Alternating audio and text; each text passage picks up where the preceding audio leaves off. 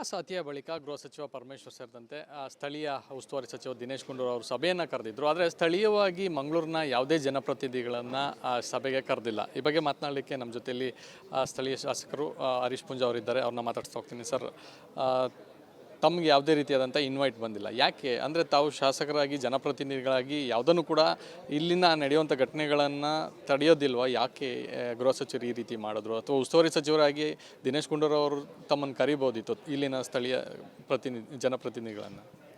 ನಾನು ಹಿಂದೂ ಅಲ್ವಾ, ಆ ಕಾರಣಕ್ಕೋಸ್ಕರ ಅವ್ರು ನನ್ನನ್ನು ಕರೀಲಿಲ್ಲ. ಯಾಕಂತ ಹೇಳಿದ್ರೆ ಕಾಂಗ್ರೆಸ್ನವರಿಗೆ ಹಿಂದೂಗಳನ್ನು ಕಂಡ್ರೆ ಸಹಿಸ್ಕೊಳ್ಳಿಕ್ಕೆ ಸಾಧ್ಯ ಇಲ್ಲ ಅವರಿಗೆ. ನೋಡಿ, ಮೊನ್ನೆ ಸುಹಾಸ್ ಹತ್ಯೆ ಆಗಿ ನಿನ್ನೆ ಅಂತ್ಯಕ್ರಿಯೆ ಆಯ್ತಲ್ಲ, ಇವತ್ತಿನವರೆಗೂ ಒಬ್ಬ ಸ್ಥಳೀಯ ಕಾಂಗ್ರೆಸ್ ನಾಯಕ ಸುಹಾಸ್ನ ಮುಖ ನೋಡಲಿಕ್ಕೆ ಬರಲಿಲ್ಲ. ಅಂದರೆ ಇವರ ಉದ್ದೇಶ ಏನು ಅಂತ ಹೇಳಿದರೆ, ಇವ್ರಿಗೆ ಹಿಂದೂಗಳನ್ನು ಕಂಡ್ರೆ ಸಹಿಸಲಿಕ್ಕೆ ಸಾಧ್ಯ ಇಲ್ಲ. ಆ ಕಾರಣಕ್ಕೋಸ್ಕರನೇ ಅವರು ಇವತ್ತು ನಮ್ಮನ್ನು ಕರೆದಿಲ್ಲ, ಹಿಂದೂ ಮುಖಂಡರನ್ನು ಕರೆದಿಲ್ಲ, ಹಿಂದೂ ಶಾಸಕರನ್ನು ಕರೆದಿಲ್ಲ. ಹಿಂದೂಗಳ ಭಾವನೆ ಏನಿದೆ ಅಂತ ಕೇಳಲಿಕ್ಕೆ ಅವರಿಗೆ ಇಷ್ಟ ಇಲ್ಲ. ಅವರು ಕೇವಲ ಅವರಿಗೆ ಇಷ್ಟ ಇರೋದು ಮುಸಲ್ಮಾನರ ರಕ್ಷಣೆ, ಮುಸಲ್ಮಾನರ ಮಾತು ಕೇಳಬೇಕು, ಮುಸಲ್ಮಾನರಿಗೋಸ್ಕರ ಸರ್ಕಾರ ಮಾಡಬೇಕು. ಈ ಉದ್ದೇಶನೇ ಇವತ್ತು ಗೃಹ ಸಚಿವರ ಮಂಗಳೂರಿನ ಭೇಟಿಯ ಉದ್ದೇಶ ಎನ್ನುವಂಥದ್ದು ಸ್ಪಷ್ಟವಾಗಿ ಮಂಗಳೂರಿನ ಜನತೆಗೆ, ಕರ್ನಾಟಕದ ರಾಜ್ಯದ ಜನತೆಗೆ ಅರ್ಥ ಆಗಿದೆ. ಮತ್ತೊಂದು ಏನಂತಂದರೆ, ಫಾಜಿಲ್ ಕುಟುಂಬ ಈ ಒಂದು ಘಟನೆ ಹಿಂದೆ ಇಲ್ಲ ಅನ್ನುವಂಥ ಕ್ಲೀನ್ ಚಿಟ್ಟನ್ನು ಸ್ಪೀಕರ್ ಯು ಟಿ ಖಾದರ್ ಅವರು ಕೊಟ್ಟಿದ್ದರು. ಸೊ ತಾವು ಹೇಳಿಕೆಯನ್ನು ಕೊಟ್ಟಿದ್ರ, ಅದು ನಮ್ಮ ರಿಪಬ್ಲಿಕ್ ಕನ್ನಡಕ್ಕೆ ಕೂಡ ಕೊಟ್ಟಿದ್ರ. ಆ ಸಂದರ್ಭದಲ್ಲಿ ಒಂದು ಮಾತನ್ನು ಹೇಳಿದರು, ತಮ್ಮ ವಿರುದ್ಧ ಈಗ ಹಕ್ಕುಚ್ಯುತಿ ಮಂಡನೆ ಕೂಡ ಮಾಡಿರ್ತಕ್ಕಂಥದ್ದು. ಅಂದರೆ ಇದೆಲ್ಲ ಹೋಲಿಕೆ ಮಾಡಿಕೊಂಡ್ರೆ ತಾವು ಹೇಳಿದ್ದು ಸರಿ ಅಂತ ಸಮರ್ಥಿಸ್ಕೋತೀರ? ಈಗ ನೋಡಿ, ಖಾದರ್ ಅವರ ನೈಜ ಬಣ್ಣ ನನಗೆ ಮಾತ್ರ ಅವತ್ತಿನಿಂದಲೂ ಗೊತ್ತಿರ್ತಕ್ಕಂಥದ್ದು. ಈ ಜಿಲ್ಲೆಯಲ್ಲಿ ನಾನು ಅವತ್ತಿನಿಂದಲೂ ಖಾದರ್ ಅವರ ನೈಜ ಬಣ್ಣದ ಬಗ್ಗೆನೇ ಮಾತಾಡ್ತಾ ಬಂದಿರತಕ್ಕಂಥದ್ದು. ನೋಡಿ, ಅವರ ಕುಟುಂಬದ ಬಗ್ಗೆ ನಾನು ಹೇಳಲಿಕ್ಕೆ ಹೋಗೋದಿಲ್ಲ. ಆದರೆ ದಯವಿಟ್ಟು ಮಾಧ್ಯಮದವರು ಒಂದು ಸ್ವಲ್ಪ ತಿಳ್ಕೊಳ್ಳಿ, ಅವರ ಕುಟುಂಬದಲ್ಲಿ ಧರ್ಮದ ಬಗ್ಗೆ ಜಾಗೃತಿ ಮೂಡಿಸ್ತಕ್ಕಂಥ ವ್ಯಕ್ತಿಗಳು ಎಷ್ಟು ಜನ ಇದ್ದಾರೆ ಅಂತ ಒಂದು ಸ್ವಲ್ಪ ವಿಮರ್ಶೆ ಮಾಡಿ ಒಂದು ಸಲ ನೋಡಿ.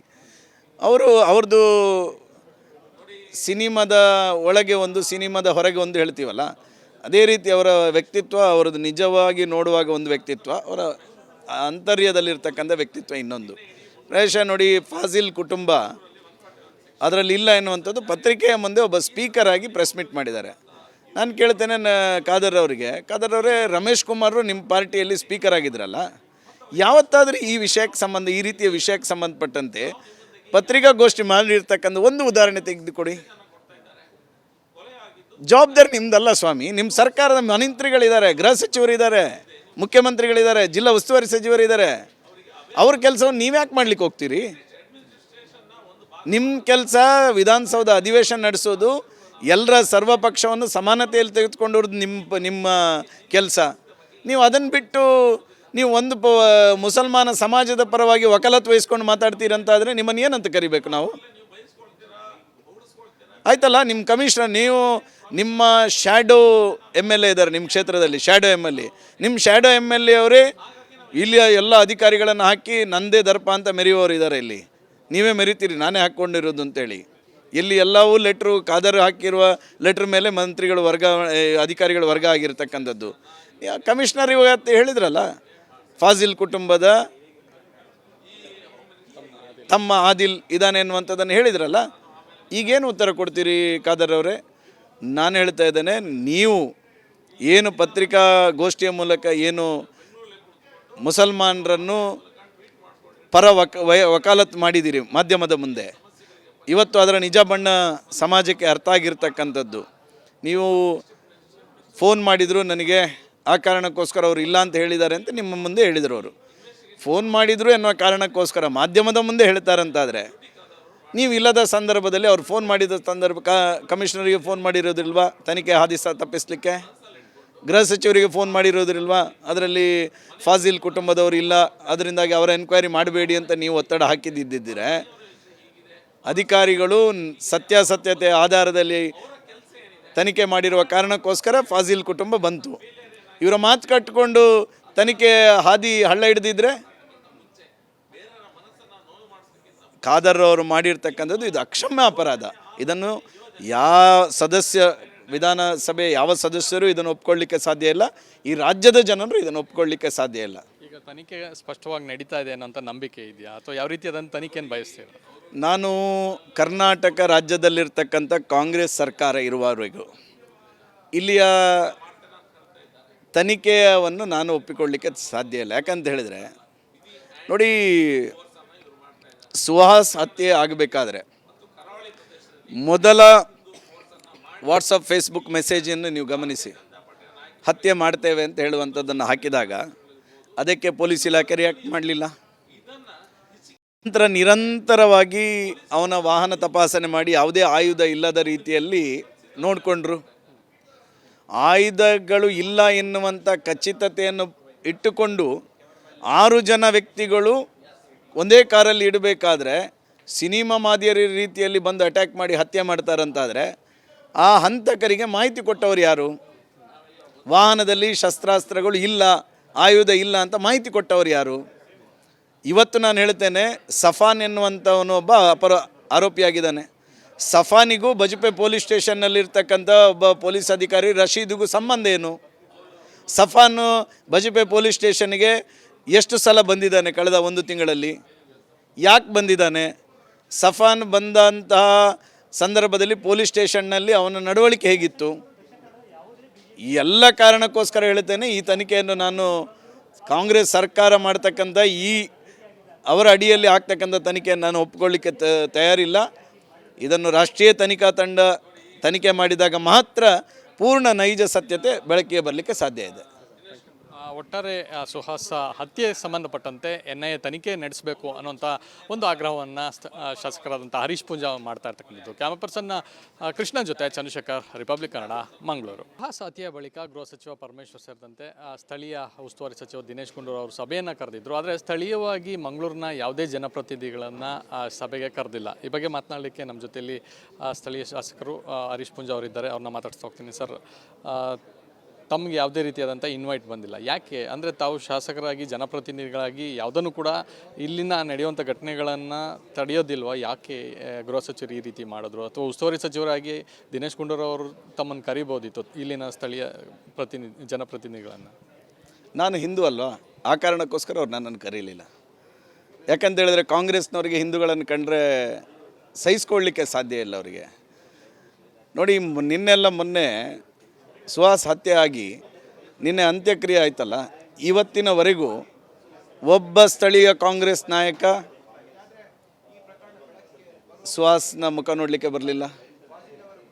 ಅಂದರೆ ಇವರ ಉದ್ದೇಶ ಏನು ಅಂತ ಹೇಳಿದರೆ, ಇವರು ಹಿಂದೂಗಳನ್ನು ಕಂಡ್ರೆ ಸಹಿಸಲಿಕ್ಕೆ ಸಾಧ್ಯ ಇಲ್ಲ. ಆ ಕಾರಣಕ್ಕೋಸ್ಕರನೇ ಅವರು ಇವತ್ತು ನಮ್ಮನ್ನು ಕರೆದಿಲ್ಲ, ಹಿಂದೂ ಮುಖಂಡರನ್ನು ಕರೆದಿಲ್ಲ, ಹಿಂದೂ ಶಾಸಕರನ್ನು ಕರೆದಿಲ್ಲ. ಹಿಂದೂಗಳ ಭಾವನೆ ಏನಿದೆ ಅಂತ ಕೇಳಲಿಕ್ಕೆ ಅವರಿಗೆ ಇಷ್ಟ ಇಲ್ಲ. ಅವರು ಕೇವಲ ಅವರಿಗೆ ಇಷ್ಟ ಇರೋದು ಮುಸಲ್ಮಾನರ ರಕ್ಷಣೆ, ಮುಸಲ್ಮಾನರ ಮಾತು ಕೇಳಬೇಕು, ಮುಸಲ್ಮಾನರಿಗೋಸ್ಕರ ಸರ್ಕಾರ ಮಾಡಬೇಕು. ಈ ಉದ್ದೇಶನೇ ಇವತ್ತು ಗೃಹ ಸಚಿವರ ಮಂಗಳೂರಿನ ಭೇಟಿಯ ಉದ್ದೇಶ ಎನ್ನುವಂಥದ್ದು ಸ್ಪಷ್ಟವಾಗಿ ಮಂಗಳೂರಿನ ಜನತೆಗೆ, ಕರ್ನಾಟಕದ ರಾಜ್ಯದ ಜನತೆಗೆ ಅರ್ಥ ಆಗಿದೆ. ಮತ್ತೊಂದು ಏನಂತಂದರೆ, ಫಾಜಿಲ್ ಕುಟುಂಬ ಈ ಒಂದು ಘಟನೆ ಹಿಂದೆ ಇಲ್ಲ ಅನ್ನುವಂಥ ಕ್ಲೀನ್ ಚಿಟ್ಟನ್ನು ಸ್ಪೀಕರ್ UT ಖಾದರ್ ಅವರು ಕೊಟ್ಟಿದ್ದರು. ಸೊ ತಾವು ಹೇಳಿಕೆಯನ್ನು ಕೊಟ್ಟಿದ್ರ, ಅದು ನಮ್ಮ ರಿಪಬ್ಲಿಕ್ ಕನ್ನಡಕ್ಕೆ ಕೂಡ ಕೊಟ್ಟಿದ್ರ. ಆ ಸಂದರ್ಭದಲ್ಲಿ ಒಂದು ಮಾತನ್ನು ಹೇಳಿದರು, ತಮ್ಮ ವಿರುದ್ಧ ಈಗ ಹಕ್ಕುಚ್ಯುತಿ ಮಂಡನೆ ಕೂಡ ಮಾಡಿರ್ತಕ್ಕಂಥದ್ದು. ಅಂದರೆ ಇದೆಲ್ಲ ಹೋಲಿಕೆ ಮಾಡಿಕೊಂಡ್ರೆ ತಾವು ಹೇಳಿದ್ದು ಸರಿ ಅಂತ ಸಮರ್ಥಿಸ್ಕೋತೀರ? ಈಗ ನೋಡಿ, ಖಾದರ್ ಅವರ ನೈಜ ಬಣ್ಣ ನನಗೆ ಮಾತ್ರ ಅವತ್ತಿನಿಂದಲೂ ಗೊತ್ತಿರ್ತಕ್ಕಂಥದ್ದು. ಈ ಜಿಲ್ಲೆಯಲ್ಲಿ ನಾನು ಅವತ್ತಿನಿಂದಲೂ ಖಾದರ್ ಅವರ ನೈಜ ಬಣ್ಣದ ಬಗ್ಗೆನೇ ಮಾತಾಡ್ತಾ ಬಂದಿರತಕ್ಕಂಥದ್ದು. ನೋಡಿ, ಅವರ ಕುಟುಂಬದ ಬಗ್ಗೆ ನಾನು ಹೇಳಲಿಕ್ಕೆ ಹೋಗೋದಿಲ್ಲ. ಆದರೆ ದಯವಿಟ್ಟು ಮಾಧ್ಯಮದವರು ಒಂದು ಸ್ವಲ್ಪ ತಿಳ್ಕೊಳ್ಳಿ, ಅವರ ಕುಟುಂಬದಲ್ಲಿ ಧರ್ಮದ ಬಗ್ಗೆ ಜಾಗೃತಿ ಮೂಡಿಸ್ತಕ್ಕಂಥ ವ್ಯಕ್ತಿಗಳು ಎಷ್ಟು ಜನ ಇದ್ದಾರೆ ಅಂತ ಒಂದು ಸ್ವಲ್ಪ ವಿಮರ್ಶೆ ಮಾಡಿ ಒಂದು ಸಲ ನೋಡಿ. ಅವ್ರದ್ದು ಸಿನಿಮಾದ ಒಳಗೆ ಒಂದು, ಸಿನಿಮಾದ ಹೊರಗೆ ಒಂದು ಹೇಳ್ತೀವಲ್ಲ, ಅದೇ ರೀತಿ ಅವರ ವ್ಯಕ್ತಿತ್ವ, ಅವರದ್ದು ನಿಜವಾಗಿ ನೋಡುವಾಗ ಒಂದು ವ್ಯಕ್ತಿತ್ವ, ಅವರ ಅಂತರ್ಯದಲ್ಲಿರ್ತಕ್ಕಂಥ ವ್ಯಕ್ತಿತ್ವ ಇನ್ನೊಂದು. ಪ್ರಾಯಶಃ ನೋಡಿ, ಫಾಜಿಲ್ ಕುಟುಂಬ ಅದರಲ್ಲಿ ಇಲ್ಲ ಎನ್ನುವಂಥದ್ದು ಪತ್ರಿಕೆಯ ಮುಂದೆ ಒಬ್ಬ ಸ್ಪೀಕರ್ ಆಗಿ ಪ್ರೆಸ್ ಮೀಟ್ ಮಾಡಿದ್ದಾರೆ. ನಾನು ಕೇಳ್ತೇನೆ ಖಾದರ್ ಅವರಿಗೆ, ಖಾದರ್ ಅವರೇ, ರಮೇಶ್ ಕುಮಾರ್ ನಿಮ್ಮ ಪಾರ್ಟಿಯಲ್ಲಿ ಸ್ಪೀಕರ್ ಆಗಿದ್ರಲ್ಲ, ಯಾವತ್ತಾದರೂ ಈ ರೀತಿಯ ವಿಷಯಕ್ಕೆ ಸಂಬಂಧಪಟ್ಟಂತೆ ಪತ್ರಿಕಾಗೋಷ್ಠಿ ಮಾಡಿರ್ತಕ್ಕಂಥ ಒಂದು ಉದಾಹರಣೆ ತೆಗೆದುಕೊಡಿ.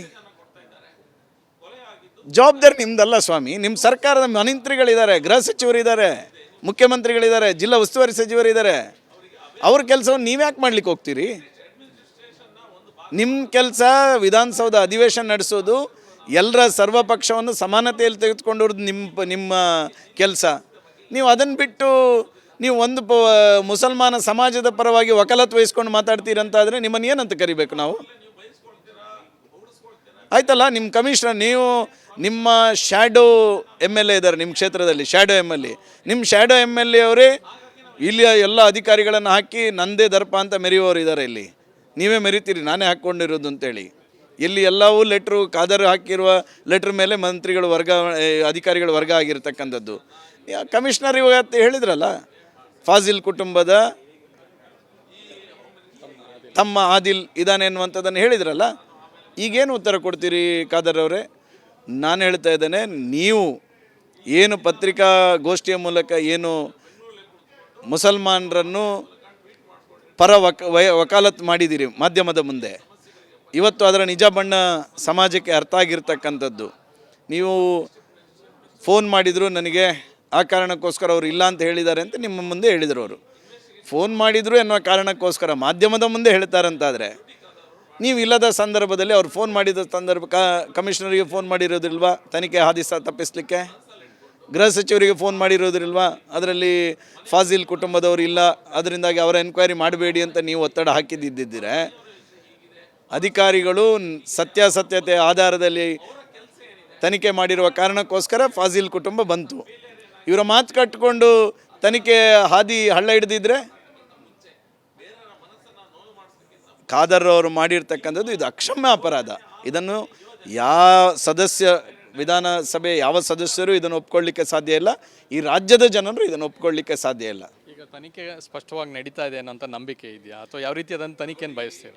ನಾನು ಕರ್ನಾಟಕ ರಾಜ್ಯದಲ್ಲಿರ್ತಕ್ಕಂಥ ಕಾಂಗ್ರೆಸ್ ಸರ್ಕಾರ ಇರುವವರೆಗೂ ಇಲ್ಲಿಯ ತನಿಖೆಯನ್ನು ನಾನು ಒಪ್ಪಿಕೊಳ್ಳಿಕ್ಕೆ ಸಾಧ್ಯ ಇಲ್ಲ. ಯಾಕಂತ ಹೇಳಿದರೆ ನೋಡಿ, ಸುಹಾಸ್ ಹತ್ಯೆ ಆಗಬೇಕಾದ್ರೆ ಮೊದಲ ವಾಟ್ಸಪ್ ಫೇಸ್ಬುಕ್ ಮೆಸೇಜನ್ನು ನೀವು ಗಮನಿಸಿ. ಹತ್ಯೆ ಮಾಡ್ತೇವೆ ಅಂತ ಹೇಳುವಂಥದ್ದನ್ನು ಹಾಕಿದಾಗ ಅದಕ್ಕೆ ಪೊಲೀಸ್ ಇಲಾಖೆ ರಿಯಾಕ್ಟ್ ಮಾಡಲಿಲ್ಲ. ನಂತರ ನಿರಂತರವಾಗಿ ಅವನ ವಾಹನ ತಪಾಸಣೆ ಮಾಡಿ ಯಾವುದೇ ಆಯುಧ ಇಲ್ಲದ ರೀತಿಯಲ್ಲಿ ನೋಡಿಕೊಂಡ್ರು. ಆಯುಧಗಳು ಇಲ್ಲ ಎನ್ನುವಂಥ ಖಚಿತತೆಯನ್ನು ಇಟ್ಟುಕೊಂಡು 6 ಜನ ವ್ಯಕ್ತಿಗಳು ಒಂದೇ ಕಾರಲ್ಲಿ ಇಡಬೇಕಾದ್ರೆ ಸಿನಿಮಾ ಮಾದರಿ ರೀತಿಯಲ್ಲಿ ಬಂದು ಅಟ್ಯಾಕ್ ಮಾಡಿ ಹತ್ಯೆ ಮಾಡ್ತಾರಂತಾದರೆ, ಆ ಹಂತಕರಿಗೆ ಮಾಹಿತಿ ಕೊಟ್ಟವರು ಯಾರು? ವಾಹನದಲ್ಲಿ ಶಸ್ತ್ರಾಸ್ತ್ರಗಳು ಇಲ್ಲ, ಆಯುಧ ಇಲ್ಲ ಅಂತ ಮಾಹಿತಿ ಕೊಟ್ಟವರು ಯಾರು? ಇವತ್ತು ನಾನು ಹೇಳ್ತೇನೆ, ಸಫಾನ್ ಎನ್ನುವಂಥವನು ಒಬ್ಬ ಆರೋಪಿಯಾಗಿದ್ದಾನೆ. ಸಫಾನಿಗೂ ಬಜಪೆ ಪೊಲೀಸ್ ಸ್ಟೇಷನ್ನಲ್ಲಿರ್ತಕ್ಕಂಥ ಒಬ್ಬ ಪೊಲೀಸ್ ಅಧಿಕಾರಿ ರಶೀದಿಗೂ ಸಂಬಂಧ ಏನು? ಸಫಾನು ಬಜಪೆ ಪೊಲೀಸ್ ಸ್ಟೇಷನ್ಗೆ ಎಷ್ಟು ಸಲ ಬಂದಿದ್ದಾನೆ ಕಳೆದ 1 ತಿಂಗಳಲ್ಲಿ? ಯಾಕೆ ಬಂದಿದ್ದಾನೆ? ಸಫಾನ್ ಬಂದಂತಹ ಸಂದರ್ಭದಲ್ಲಿ ಪೊಲೀಸ್ ಸ್ಟೇಷನ್ನಲ್ಲಿ ಅವನ ನಡವಳಿಕೆ ಹೇಗಿತ್ತು? ಈ ಎಲ್ಲ ಕಾರಣಕ್ಕೋಸ್ಕರ ಹೇಳ್ತೇನೆ, ಈ ತನಿಖೆಯನ್ನು ನಾನು ಕಾಂಗ್ರೆಸ್ ಸರ್ಕಾರ ಮಾಡ್ತಕ್ಕಂಥ ಅವರ ಅಡಿಯಲ್ಲಿ ಆಗ್ತಕ್ಕಂಥ ತನಿಖೆಯನ್ನು ನಾನು ಒಪ್ಪಿಕೊಳ್ಳಿಕ್ಕೆ ತಯಾರಿಲ್ಲ. ಇದನ್ನು ರಾಷ್ಟ್ರೀಯ ತನಿಖಾ ತಂಡ ತನಿಖೆ ಮಾಡಿದಾಗ ಮಾತ್ರ ಪೂರ್ಣ ನೈಜ ಸತ್ಯತೆ ಬೆಳಕಿಗೆ ಬರಲಿಕ್ಕೆ ಸಾಧ್ಯ ಇದೆ. ಒಟ್ಟಾರೆ ಸುಹಾಸ್ ಹತ್ಯೆ ಸಂಬಂಧಪಟ್ಟಂತೆ NIA ತನಿಖೆ ನಡೆಸಬೇಕು ಅನ್ನುವಂಥ ಒಂದು ಆಗ್ರಹವನ್ನು ಶಾಸಕರಾದಂಥ ಹರೀಶ್ ಪೂಂಜಾ ಮಾಡ್ತಾ ಇರ್ತಕ್ಕಂಥದ್ದು. ಕ್ಯಾಮರಾ ಪರ್ಸನ್ ಕೃಷ್ಣ ಜೊತೆ ಚಂದ್ರಶೇಖರ್, ರಿಪಬ್ಲಿಕ್ ಕನ್ನಡ, ಮಂಗಳೂರು.